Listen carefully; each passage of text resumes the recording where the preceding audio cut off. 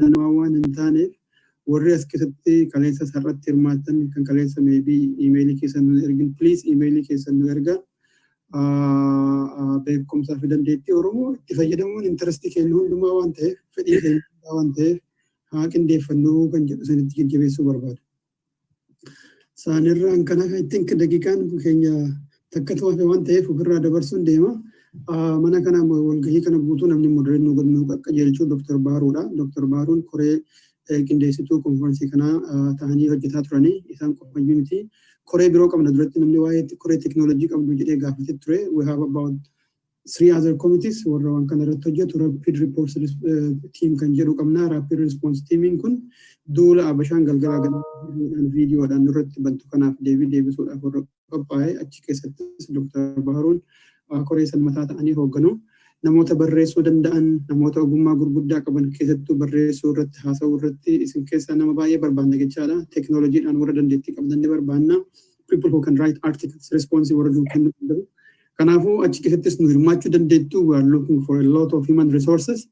Dandeettii keessan qabattanii nu jala addunyaa irraan galina nuu kennaa haa qindeeffannuu haa waliin tolfannuu isiniin jechuu barbaada. Kanumaanin gamoonnaa dabarsaa baruudhaaf koree kana irratti hojjetaa turtan marti keessanuu galatooma warri presenteeshinii dhiyeessitan warri dhuftanii dhaggeeffattan warri gaafattan yeroo maraa yeroo deddeebinee galatoomaa isiniin jenna. Kana caalaa immoo babal'ifnee akka hojjennu humna walii haa taanu. Dr. Bahiruu dabareen keessatti.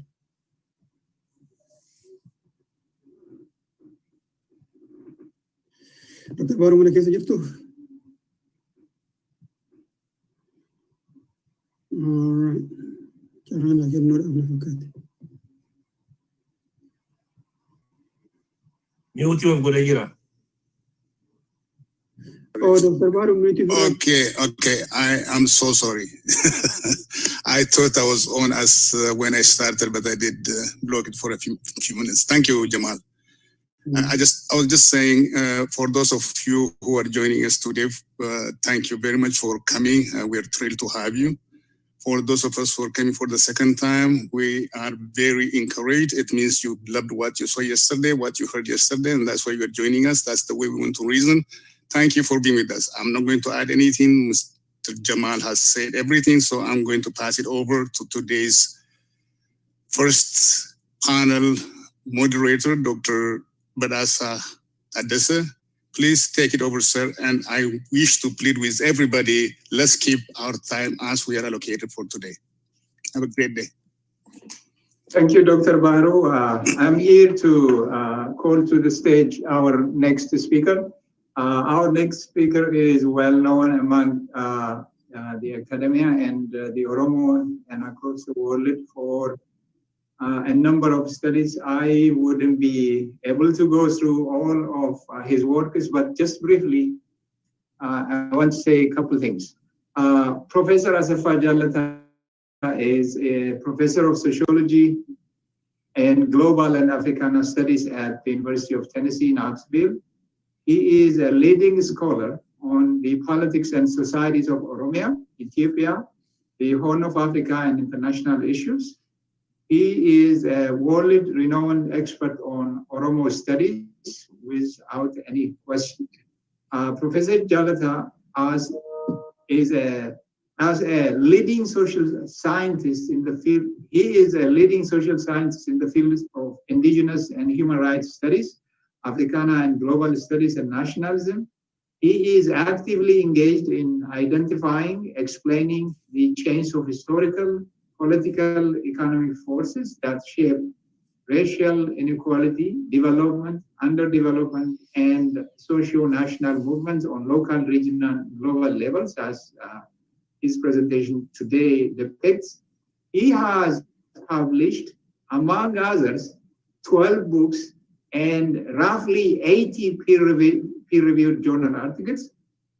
And I just want to point out maybe three of his books. I'm biased here. Among his books are one that was published in 2007, titled Oromo Culture, Identity and Nationalism, contending nationalism of Oromia and Ethiopia, struggling for statehood, sovereignty, and multinational democracy in 2010. And as recently as last year, he has another book, Cultural Capital, Democracy in Ethiopia and Botswana, and the Oromo movement and imperial politics, culture, and ideology in Oromia and Ethiopia is his most recent publication in 2020. Without further ado, I would like to call Professor Asafa to the stage, and thank you. Thank you, Dr. Jalata. I'm going to share my PowerPoint presentation.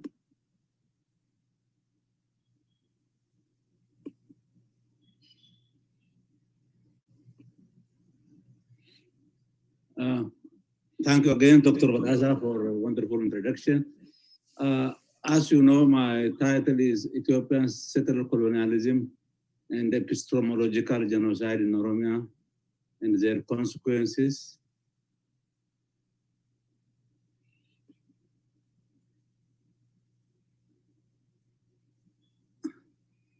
First of all, I'm going to demonstrate the connections among colonial terrorism, settler colonialism, and genocide in general, and ethnocide or mental genocide, epistemological genocide or mental genocide.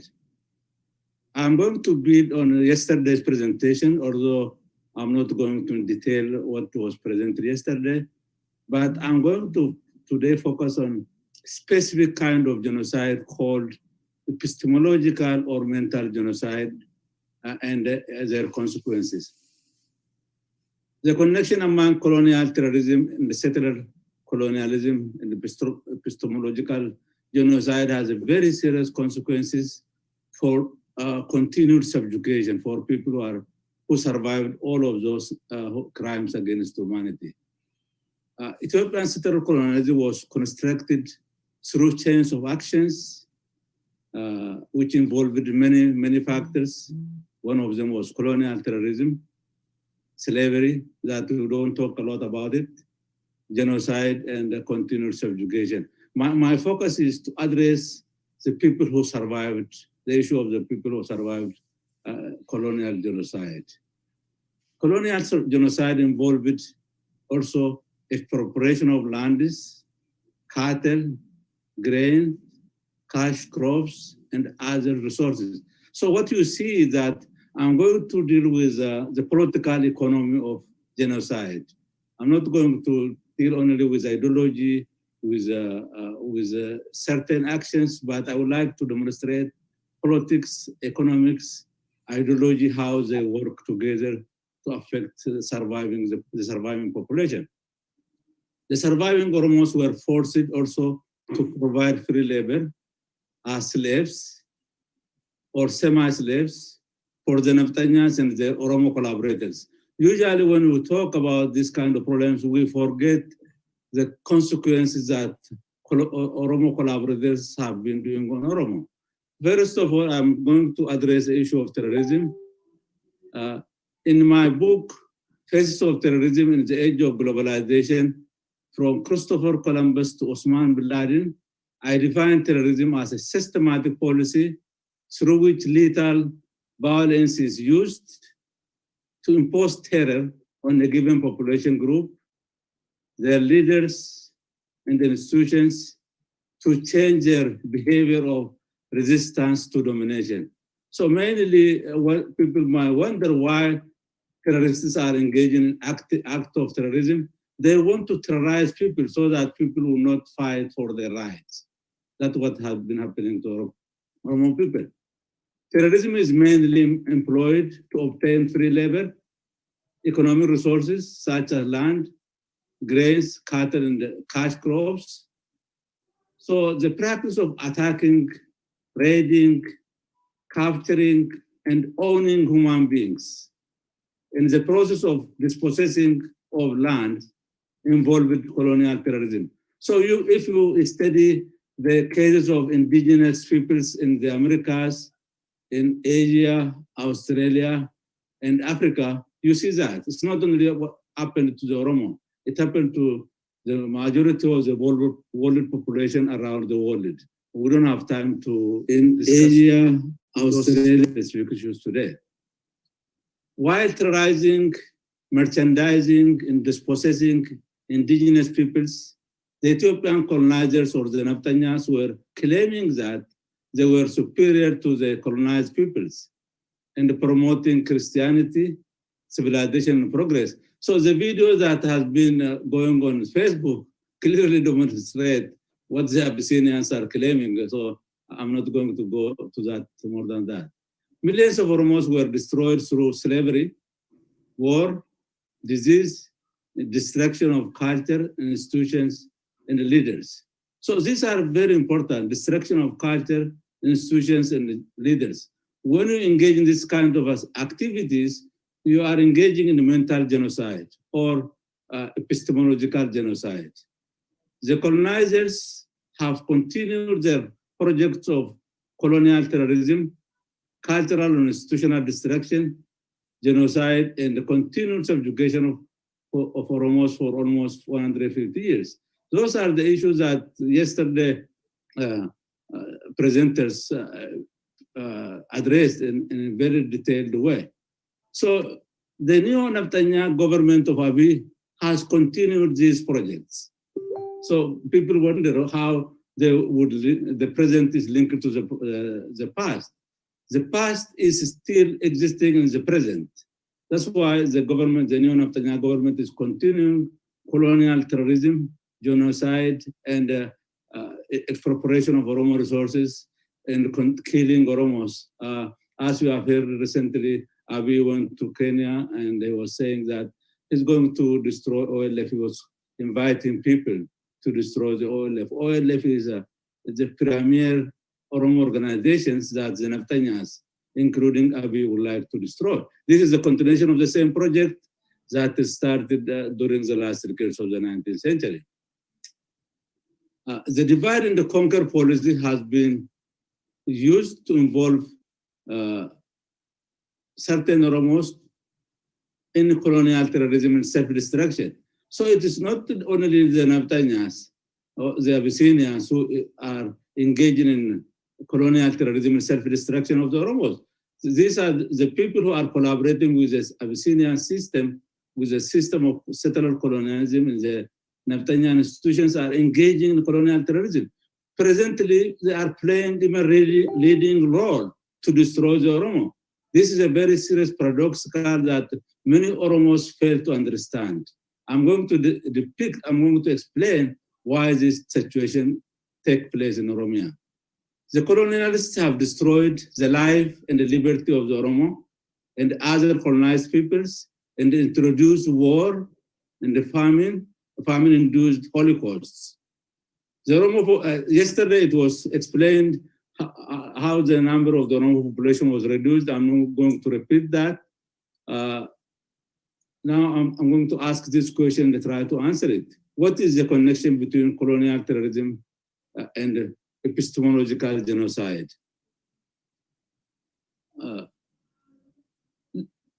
Despite the fact that definitions were provided yesterday, in order to refresh your mind, also to explain certain aspects of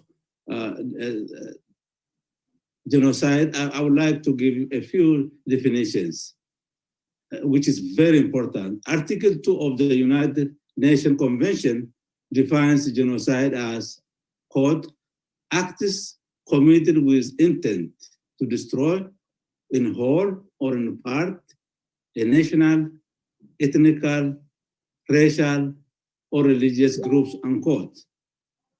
According to prominent scholars, genocide scholars, Frank, Chuck, and Kurt Johnson, quote, genocide is a form of one-sided mass killings in which a state or other authority intends to destroy a group.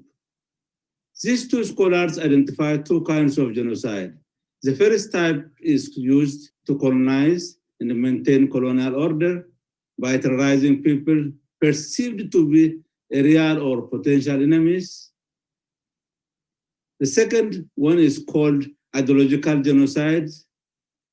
which involves massacres, institutional and leadership destruction to prevent resistance to colonial domination. These specific definitions are very important in my discussion today.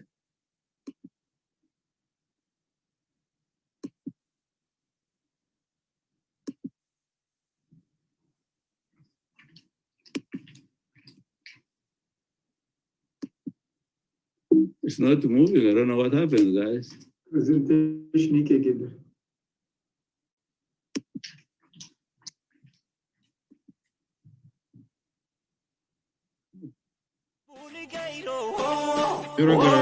Asafa presentation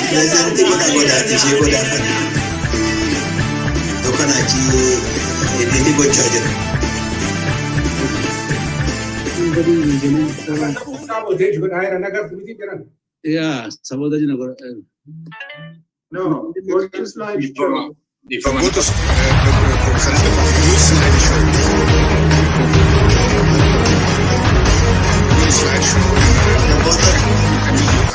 Scroll down after that. The slideshow is to your right hand side. Right. I was not going. Yep. Yep. Yes, click that. That's it. Yes, sir. Now use arrow. And somebody with the name Cora something, please stop annotation. He has been removed. Don't worry about it. Good.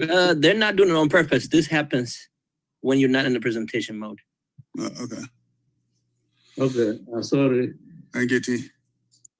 Let us briefly look at the Oromo cultural institutions, which help us out to understand what I'm going to explain. Before their colonization, the Oromo had freedom and sovereignty under the Gadan Sikh institution or government. You know that they have elected their leaders. Obviously, Oromos were colonized by the alliance of global or European imperialism, Ethiopian colonialism. That I'm not going to talk today because it's very important. When we discuss Oromo issues, we cannot understand the Oromo issue without understanding global imperialism that supports Ethiopian colonialism. But due to lack of time, I'm not going to deal with those issues. The destruction of Oromo leaders and institutions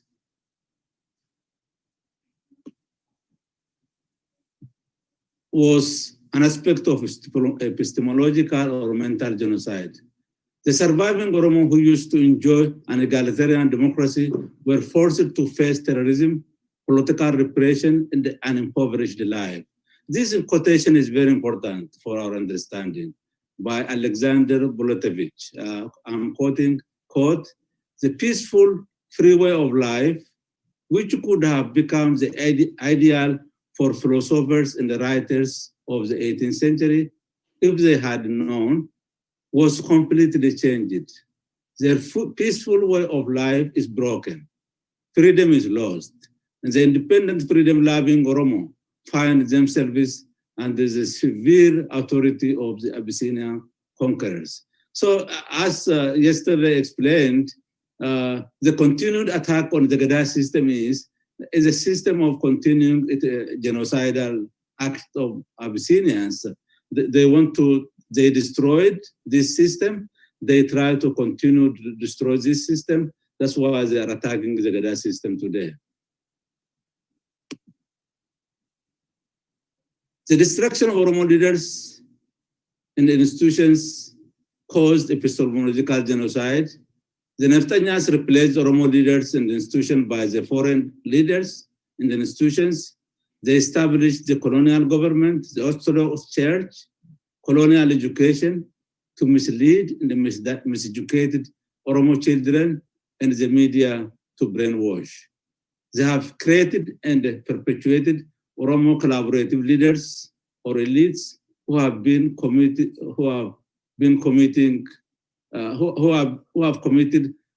committed to satisfy their personal interest and the interest of their masters.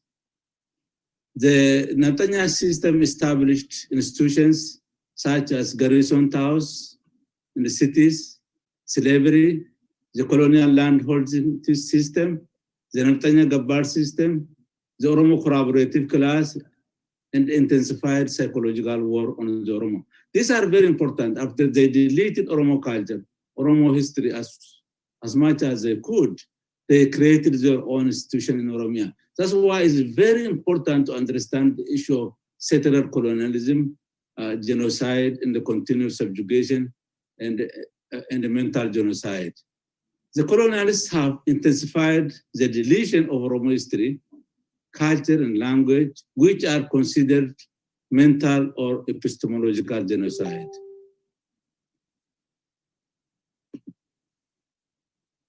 Oromoma or Oromoness was targeted for destruction. The Oromo identity was localized. Oromos were separated from one another. They were turned on one another and prevented from building national, organizational, and institutional capacity. That's why they are always attacking Oromo institutions. That's why today, the two independent Oromo political organizations are attacked, the OLF and Ofeco.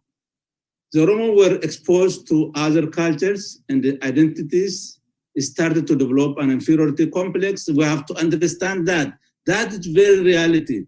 They imposed inferiority complex on the Oromo and began to change religions, identities, and names. That's why all of us are today have different alien names, alien culture at the cost of our own identity because of mental genocide that happened to our people. Oromo collaborators have become tools, implemented terrorist and genocidal policies, and have continued to attack and destroy the Oromo revolutionary leadership. That's why today the Kairos Oromo nationalists are targeted. The main idea is to eliminate leaders, to eliminate institutions so that Oromos cannot defend themselves, Oromo cannot fight for their right. Today's Oromo collaborators are the numerical majority in the so-called Ethiopian parliament and the administration is the army. It is very paradoxical. Everywhere you go, they are Oromos. But these people who are considered Oromos are the tools who are implementing colonial policies. That is a very difficult question to answer. I'm trying to address those issues today so that we can have some understanding. These collaborators are participating in terrorizing, imprisoning, killing Oromos in Oromia today. The Oromo intermediaries have brought violence to their own people. If you read Franz Fanon, The Wretched of the Earth, you can understand how collaborators are engaging colonial terrorism and destroying their own people. These collaborators maintain Ethiopian settler colonialism in Oromia. They wear Ethiopian masks. That's why Abiy is saying,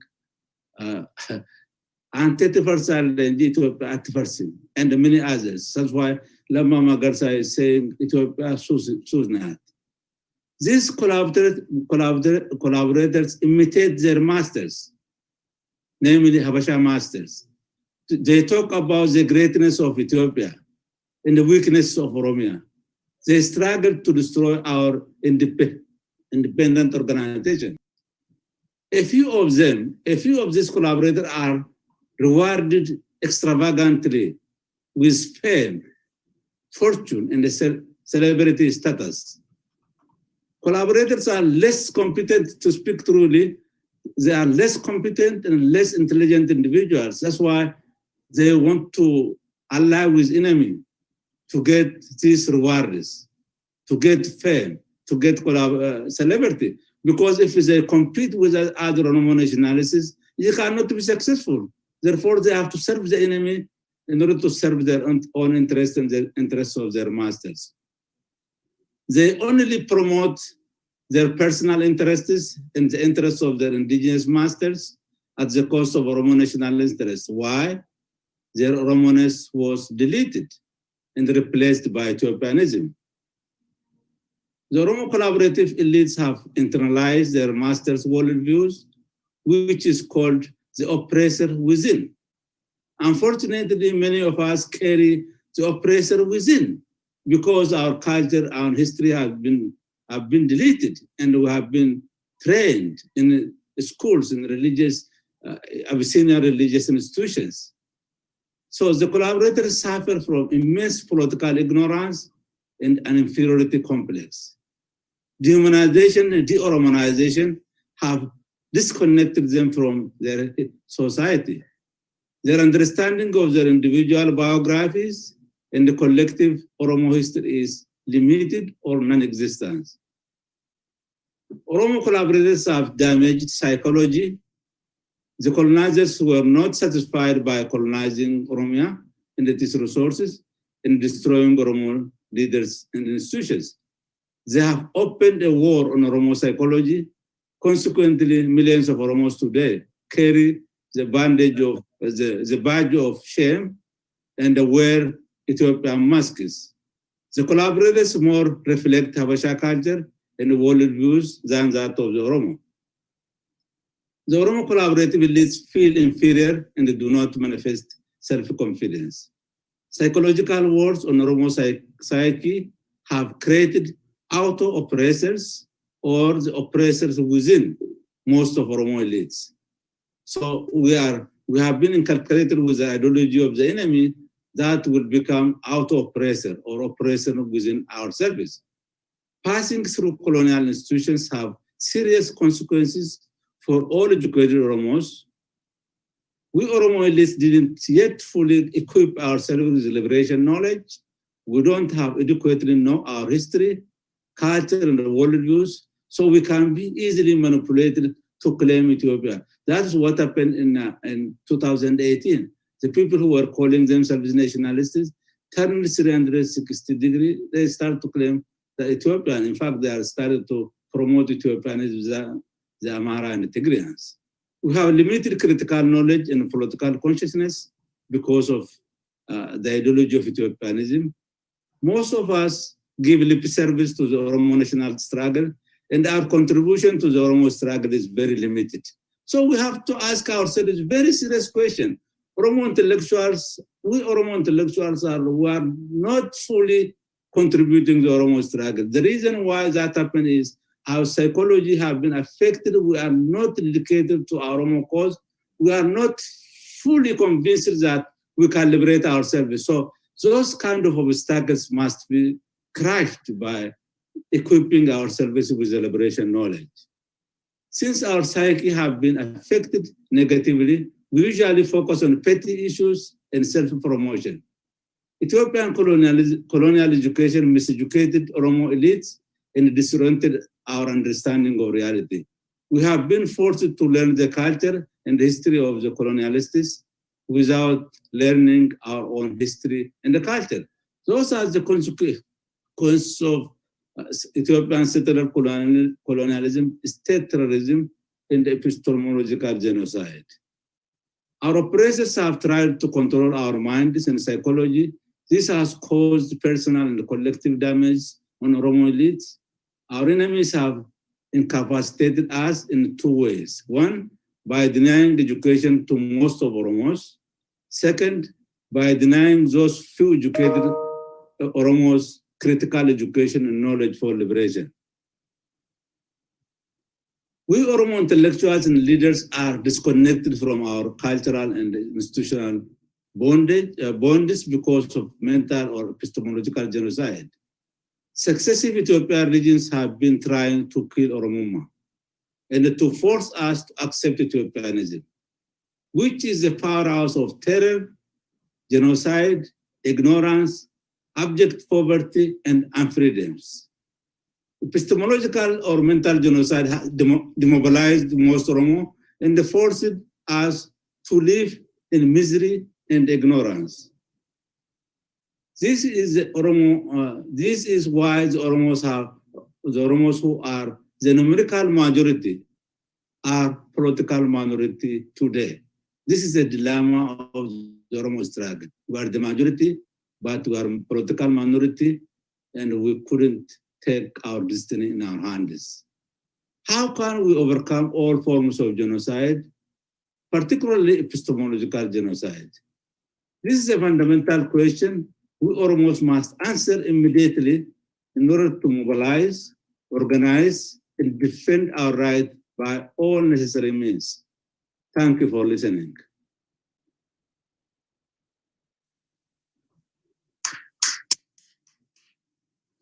Thank you, Professor Asafa. I don't know how the moderators want to, the hosts want to get this done. Probably we have a time for discussion, questions and answers. Dr. Bahiru, would you? Yes, sir. Right now, Professor Asafa completed his presentation exactly the time is given, and we have 34 minutes for Q&A. Okay, thank you. From 12 o'clock to 12:30, according to the schedule.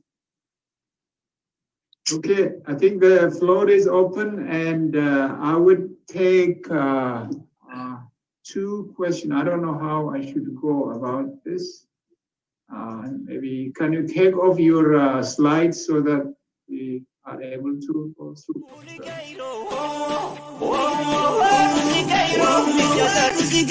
Thank you. And so I see 2 names who have raised hands, Dr. Teso Banti and Moses Aga. It would be great if everybody is encouraged to raise hands in the system to make it easy for you, moderator. Thank you. And Professor Mokre. okay, I see here, well, in the order I have. I will start from the top. I don't know who came up first. So I will take 3 questions. I will start with Dr. Teso, and then Dr. Mosisa, and I don't know, there is someone by the name Administration Pro. Yeah, I get it, Professor Mokre. Please make sure that you finish your question on time so that the presenter has enough time to respond. So let's go with first with Dr. Teso. Thank you, Dr. Bedassa, for allowing me to ask this question. Professor Asafa, as usual, you did a wonderful job, and thank you very much. My question is a direct question. You have been always writing about Oromo and Oromuma. The Prime Minister once said, Sabonuma has reduced Oromo. I know that you are not supporting this idea, but in connection to this, how do you define Oromo and Oromuma today?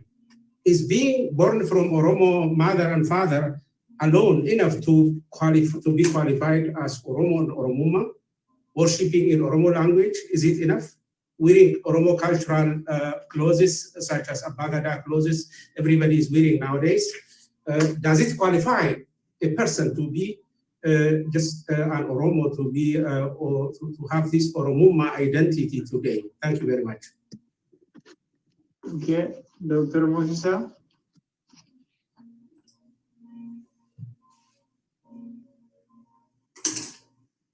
Should I continue?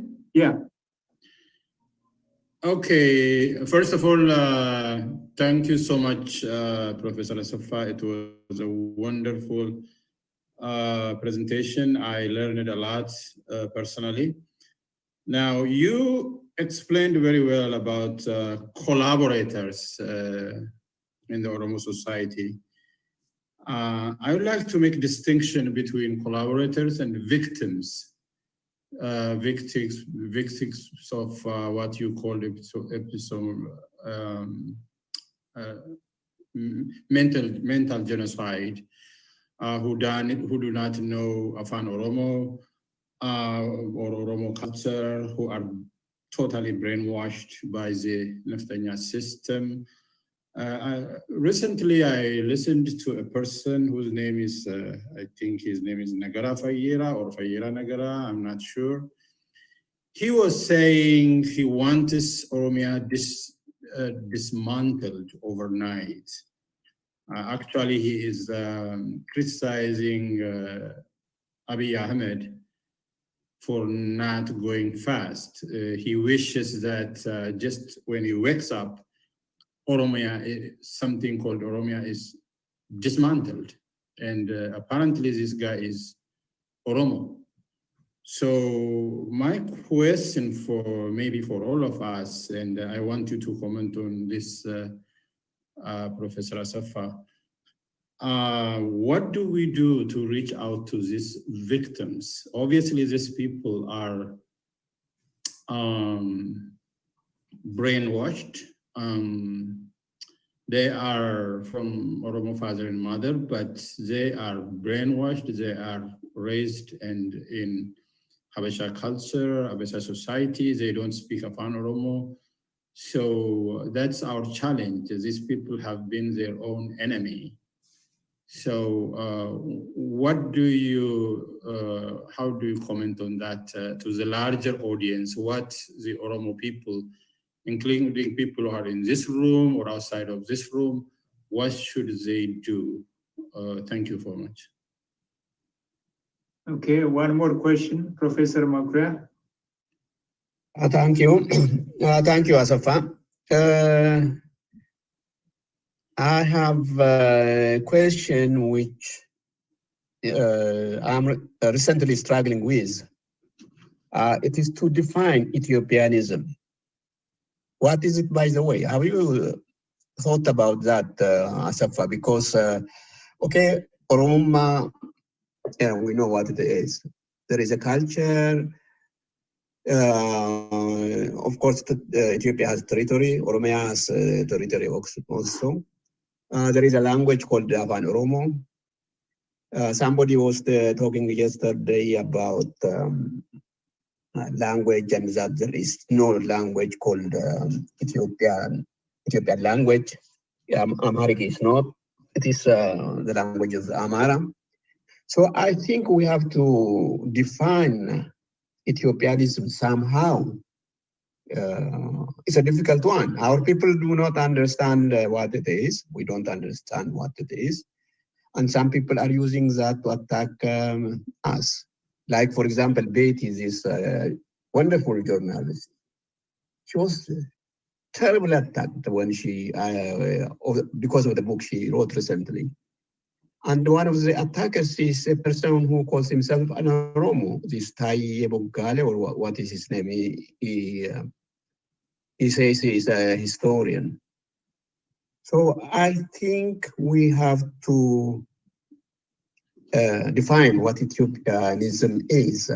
We have to try to define, because they have not given us any definition. It is just, you have to love Ethiopia, the territory. That's all, and go and die for it. So I want you to comment on this, Asafa. Okay, go ahead, Professor Asafa. You have 3 questions. Mute taate jirta, Professor Asafa.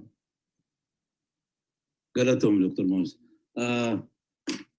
There are 3 wonderful questions. I'm going to briefly answer them. The issue of Oromoma is a very interesting one. I define this, I wrote a book on this. I define on many levels. And first level, elementary level, if you're born to Oromo family, if you think that you are an Oromo, you may speak Oromo language, you may not speak Oromo language. If you think that you are Oromo, you are Oromo. Nobody is going to say you are not Oromo. But see, Oromoma as a national Oromoma has the highest level of, involves the highest level of commitment. That means maintaining Oromo culture, Oromo language, Oromo identity, developing Oromo institutions, and mobilizing Oromo to help them and to liberate themselves. Even that one divided into 2, this commitment, a basic commitment and a high level of commitment. Basic commitment like what we are doing today, for example. This is a very basic and elementary commitment because we are doing this at the safe of our house and we are not, nobody is going to kill us. We are living in a foreign country. We are trying to help our people. But at the same time, there are Oromos who have highest level of commitment. Today, they are Oromo Liberation Army who are determined to give their lives for their country and for their people who decide to die rather than accepting slavery, subjugation, mistreatment. So Oromoma in the highest level is a very complex one. It also involves many, it has many aspects. For example, engaging in Oromo projects like this kind, for example.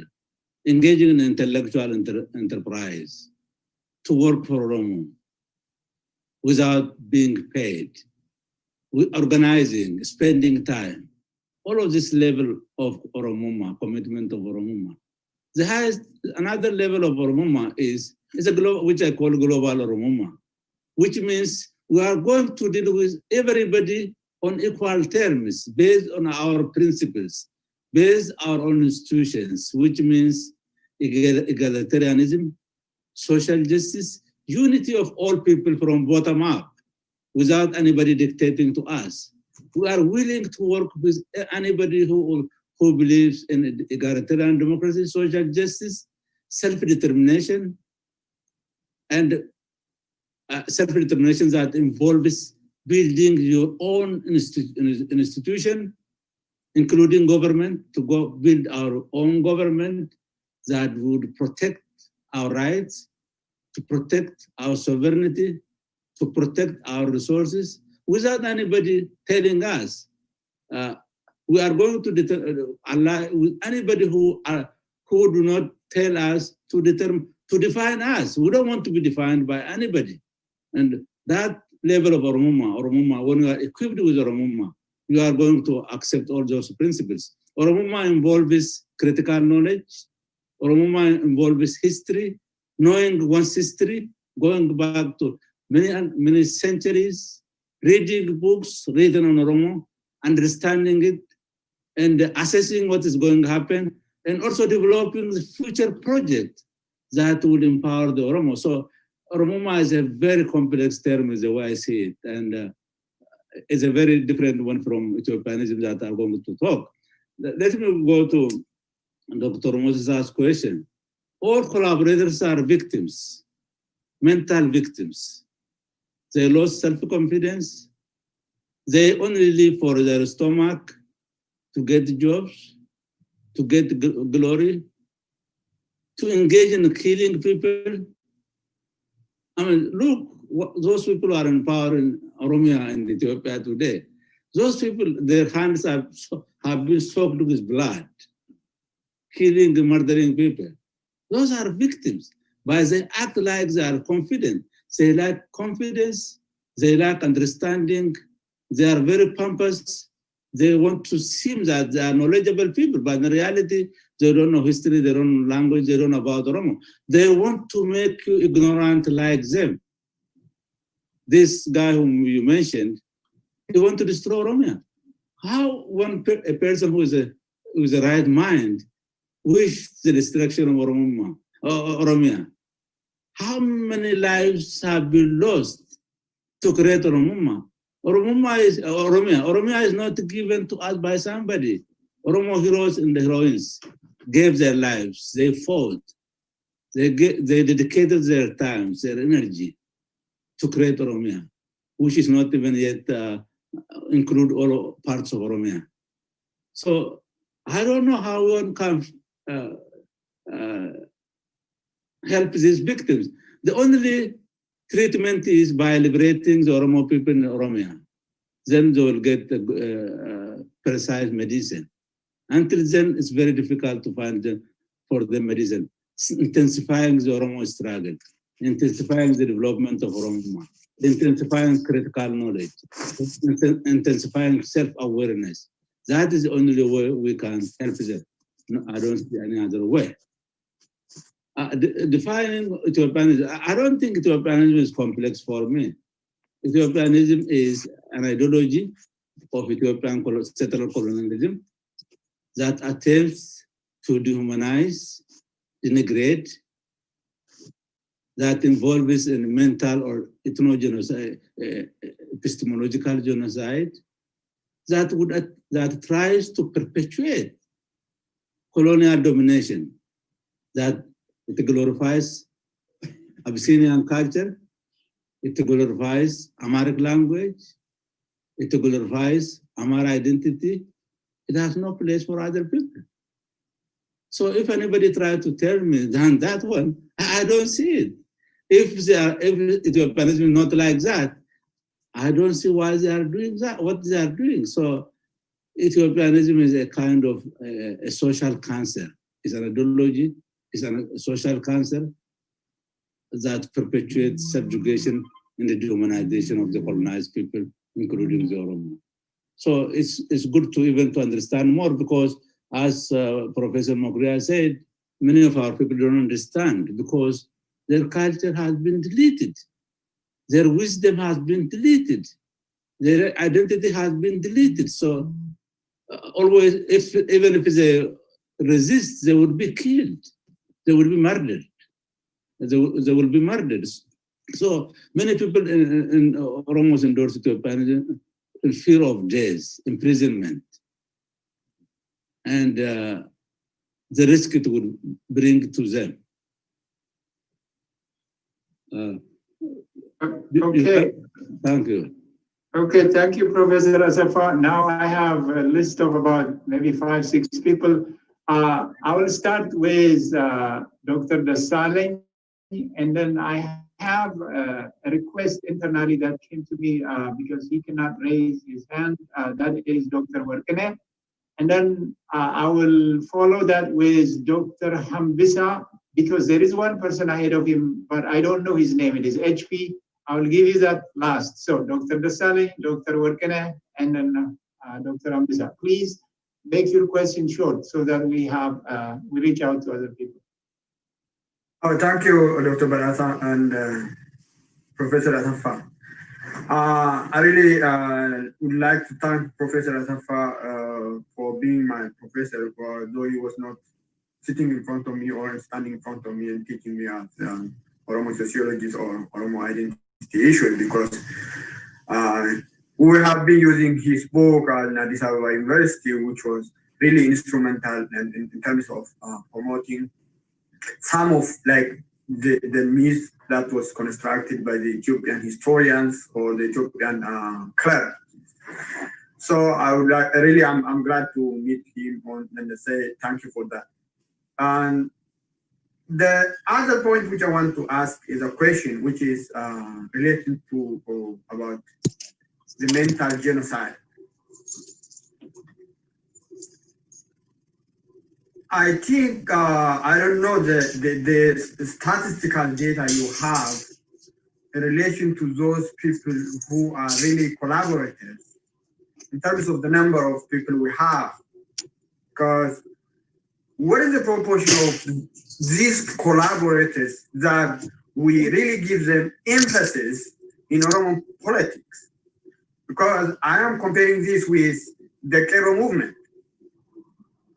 And then an issue of Oromo cultural revitalization, there are a lot of activities that have been done in terms of bringing Oromo identity, like creating the Recha as a system of Oromo cultural trade development, where it was a very few people who have been going to the Recha or celebrating Oromo culture. Now it's the Oromo, the whole Oromo issue. And the question of Oromo was by few individuals who started with OLF or Machatulama. Now it's an issue of all Oromos, almost all Oromos. So how do you really compare the level of Oromo consciousness today, which is challenging and really deconstructing the false narratives of the Ethiopian or the Habesha system, and which really show that, from my point of view, Oromo is beyond what political sociology is talking that organized minority will lead the disorganized majority. Today, Oromo is the only unique society in the world that is organized on one purpose, that is Oromoma. And where the Oromo has revolted, this is a big move. So how do you compare that, Professor Asafa? Thank you. Okay, the next one, Dr. Workineh. I know we all want to give context to our questions. Please, in the interest of time, just make your question short. Okay, thank you, Dr. Bedassa, and thank you so much, Professor Asafa, for the excellent lesson that you always give us. My question is, the chronic problem of the Ethiopian empire is a failure or absolute denial of equality and respect for the majority citizens of the empire. Why the international community likes to dwell more on the opposites of realities? How can we teach the world the fact that numerical majority and political minority does not give sense? Why we fail to teach the world that cannot resolve the issues of the Horn of Africa? I think that's I should ask. I have another one, but for the problem of time, I'll stop right here. Thank you. Okay, one more question. That is Dr. Ebissa. All right. I thank Dr. Asafa as well. Thank you so very much for your very informative, educative presentation, Dr. Asafa. I have two small questions. One is, I heard somebody comparing about being an Oromo, born as an Oromo as a hardware and the Oromuma as a software. And since I'm a student of IT, it really made sense to me. So if you would like to comment on that, and what makes, in any society, what makes that person, say, what makes an American an American? Likewise, what makes an Oromo, and about this issue of the software and the hardware.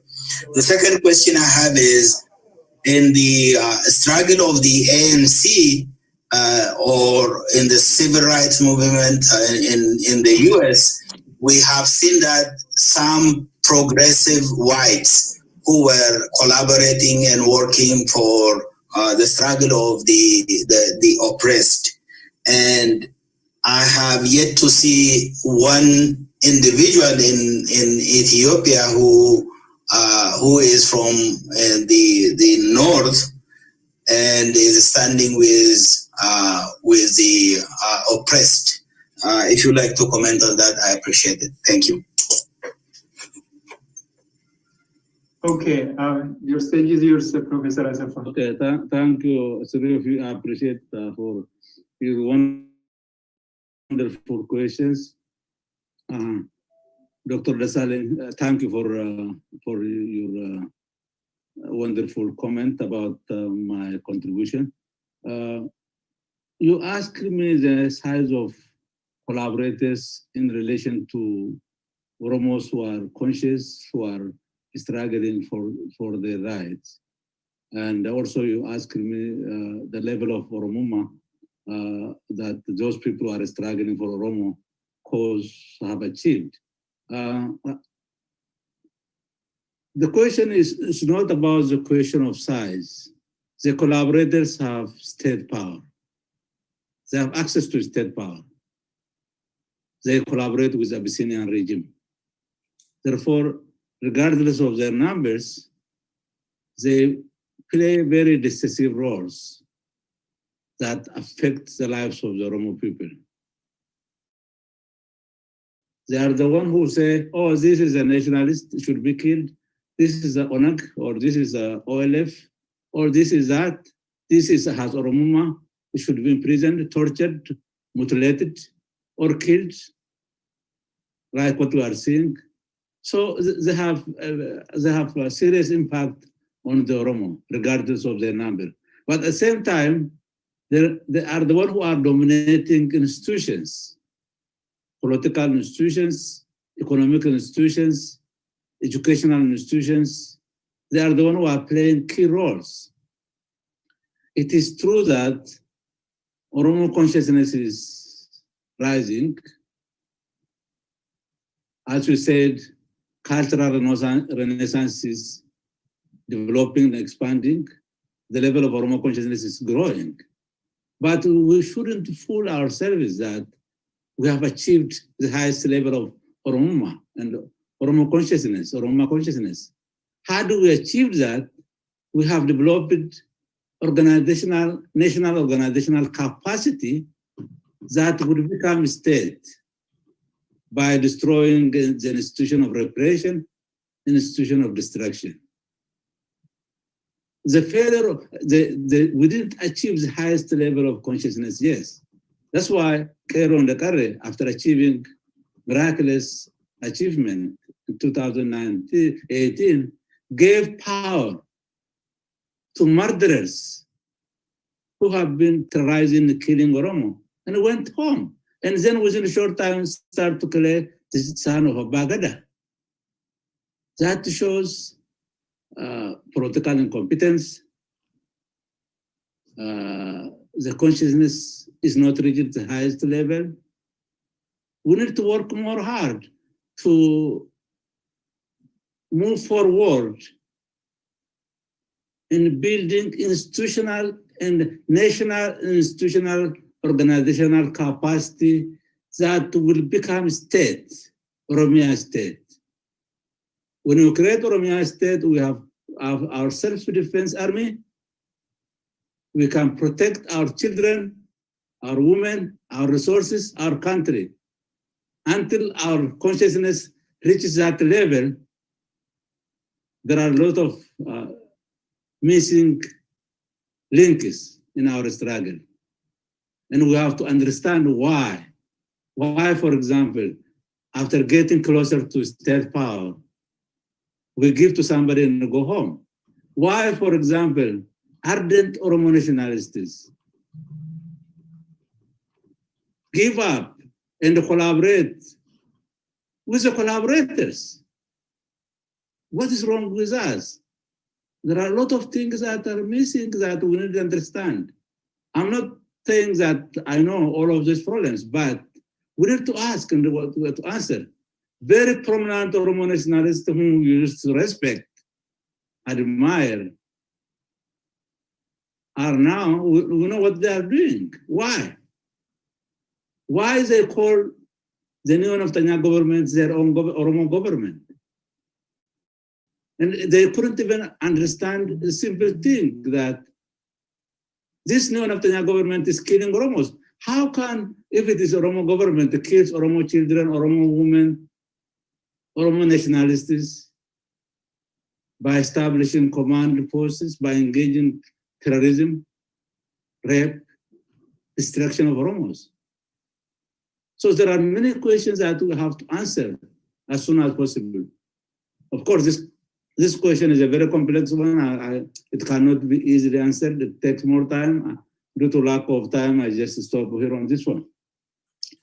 On question of Dr. Workineh, Dr. Workineh,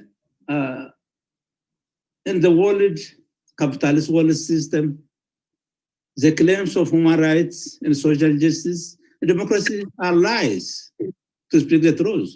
They don't have teeth. And only the world listens to you when you have power. Might is right. If we establish our power, people, the international community recognize us. Until we defend ourselves, the international community is not reported. Look, for example, what has happened in Tigray and Oromia. In Oromia, war has been going on for 2.5 years. In Tigray, only 1 month. How the world is responding? Because the Tigrayans have guns, organizational capacity to defend themselves. In Oromia, nobody talks about children, women, young people who are murdered. Are hidden because we didn't yet become a power. We have to become a power so that the world understands us. So the equality, social justice, all these things it's not true. If you study the world system, how it has been established, the so-called Western democracies, how they have been established, if you know their history, you don't expect them from anything from them because they have been involved in these criminal activities themselves. You have to understand that. So it's good to talk about the international community, to tell them what we feel, but we have to do our homework before expecting any positive thing from them. The third question is, Dr. Ebissa, the metaphor of hardware and software. I don't know if, for example, just born as an Oromo make you hardcore, hardware. There is something that you have to do before you become hardware. And hardware helps software to survive. So software, Oromoma is as I mentioned, is a complex thing. So I don't want to reduce Oromoma to a level of hardware and hardware. It's beyond that, because if you use that metaphor of a computer, if you relate it to computer, it's not something that is tangible. You can measure it easily, you can understand it easily, but it's very interesting metaphor. Regarding comparing the progressive white in South Africa and the non-existence of progressive Habashas, this is a very difficult question. We don't have data. I heard that one time there were Amaras who joined OLF, who were born and raised in Oromia. I don't have enough data. I'm sure there are Amaras who are siding with Oromo struggle. I don't have data. I heard it. And I don't, but I don't find any prominent Amara intellectuals, business people, media, personalities who are coming out to denounce Ethiopian racism, Ethiopian colonialism. They rather endorse it.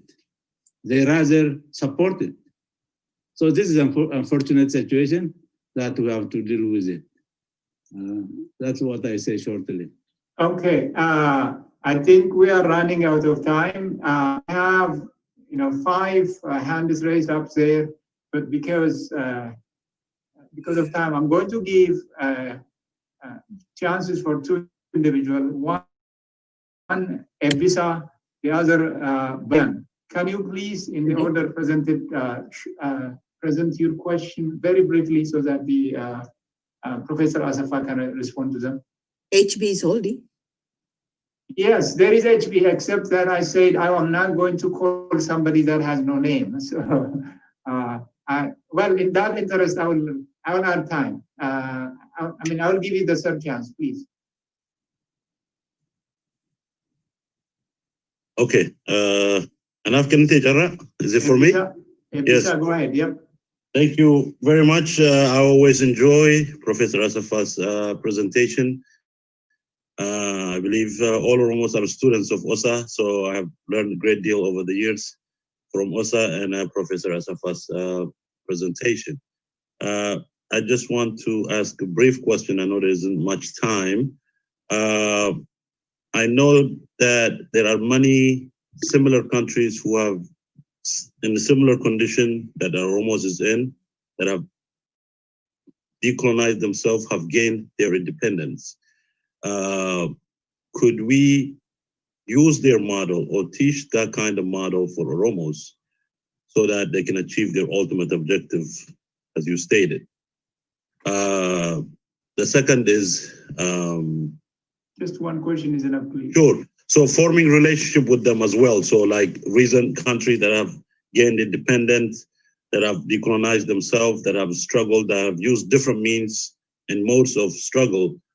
Can we build a relationship with them? Can we cite some examples who have overcome insurmountable odds? Thank you. Torben. Thank you, Chair. Thank you, Dr. Asafa, for your informative presentation. Mine is just a comment on the question asked by Dr. Mokria. That question was, what is this Ethiopianism? What is Ethiopia-winner?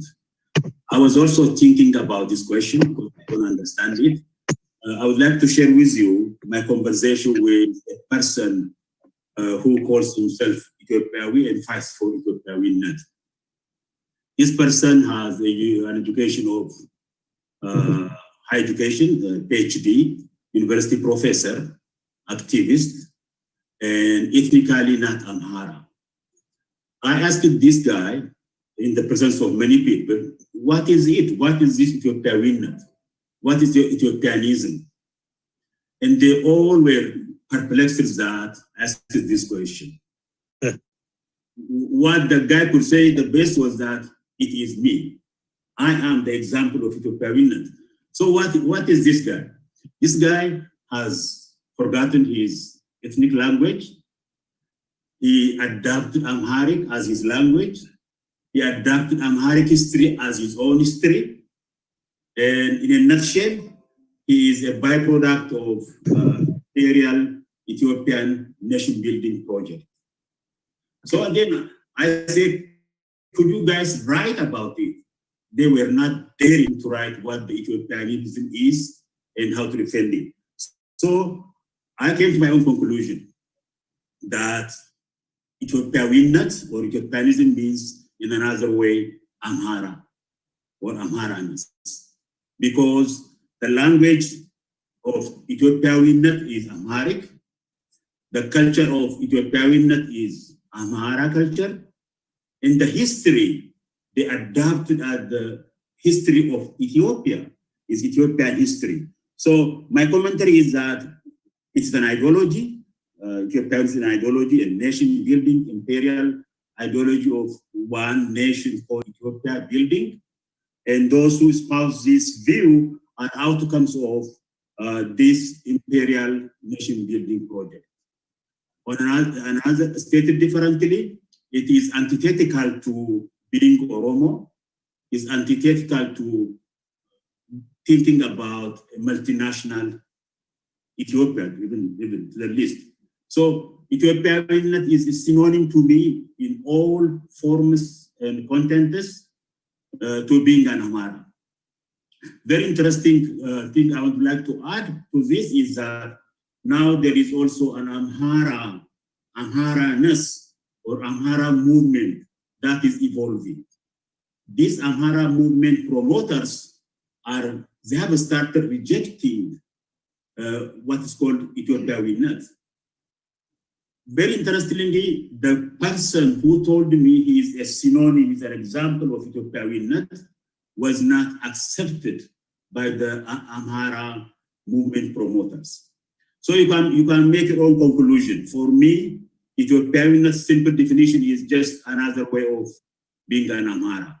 Okay, thank you so much. Can we move to HP, please? Because the second one is a comment.